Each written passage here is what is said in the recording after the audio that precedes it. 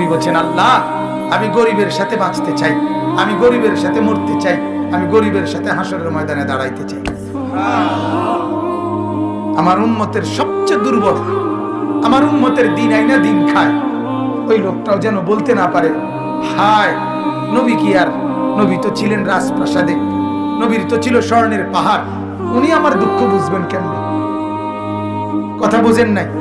উনি কেমনে বুঝবেন? আমরা অনেক সময় কথা কই না, আপনি আমার দুঃখ বুঝবেন কেমনে?